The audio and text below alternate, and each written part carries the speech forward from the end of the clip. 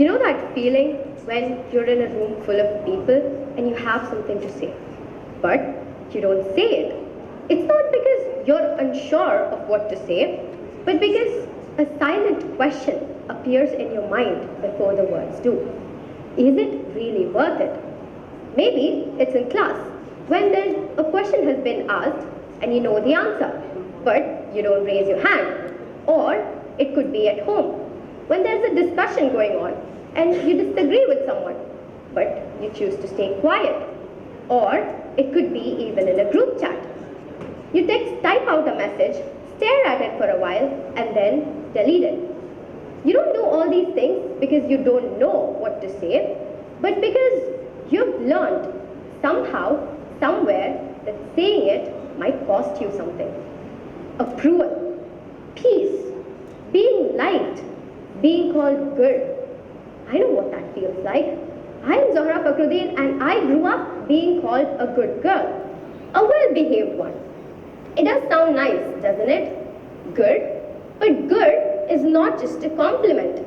Good is a role. And this role comes with a manual. Good not as in kind and compassionate, but the version of good that the society sets. Agreeable, compliant.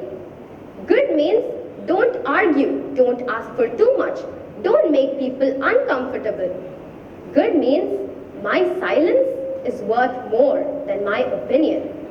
And this manual is handed far more carefully and more firmly to girls.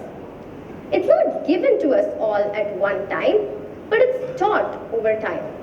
Through smiles when we agree, tension when we don't, and disappointment that is expressed beyond words.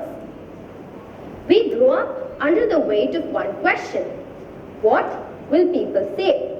And this question decides everything.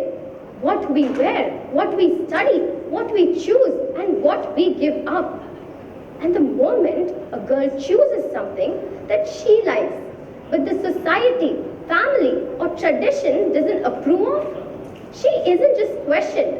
She is labeled selfish, disappointment, disgrace.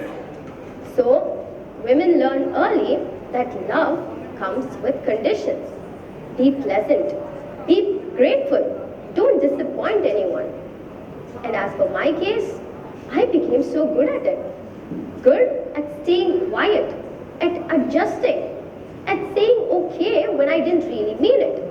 And it was all going well for a while. For a long time, in fact. Everyone was happy.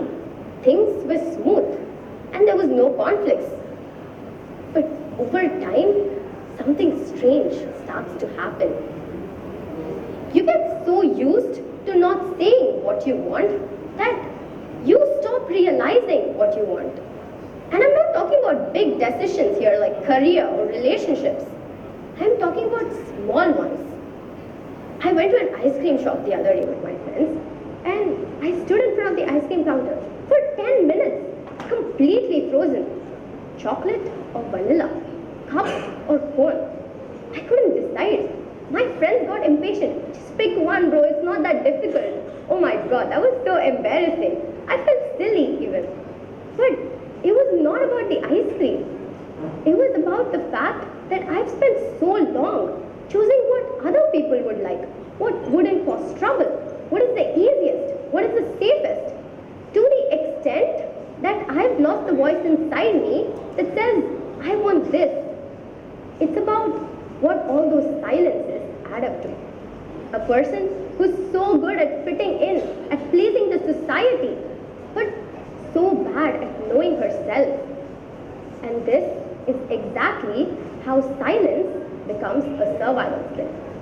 It's not because women are weak, but because silence feels safer.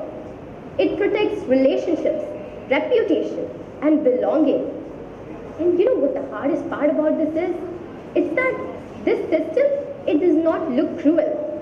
It looks polite, hiding behind concern, respect, and tradition. And when a woman finally speaks, she is often told, you've changed.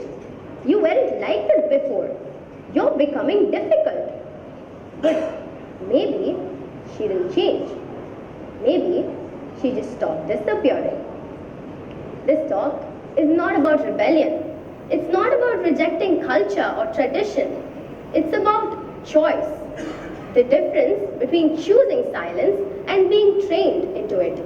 Because silence, when chosen, can be powerful. There are moments when not reacting is wisdom. Moments when walking away from an argument is strength. And moments when holding your tongue protects your peace. This kind of silence comes from confidence. It's a choice.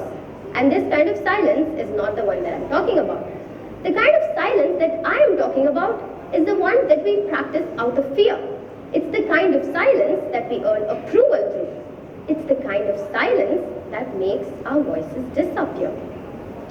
When a woman is respected only because she endures quietly, we are not respecting her. We are rewarding her absence. Voices Unbound is such a beautiful theme. But how do you unbind a voice that has been trained to stay quiet for so long that it barely even whispers anymore? You don't start by shouting. You start by noticing. By noticing when you stay quiet just to keep the peace. By noticing when you say yes but actually mean no. And noticing when you shrink so others don't feel small. And then you do something brave. You tell the truth. Not a big dramatic truth, just a small one, an honest one. Actually, I don't like it, or I have a different opinion, or by choosing, I want chocolate.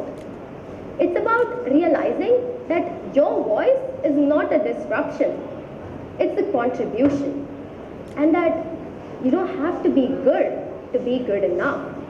You just have to be there, present, and speak, even if your voice shakes, even if it's quiet, and even if for years you've been told that it's better unsaid. Because unbound does not mean loud, it means yours. Thank you.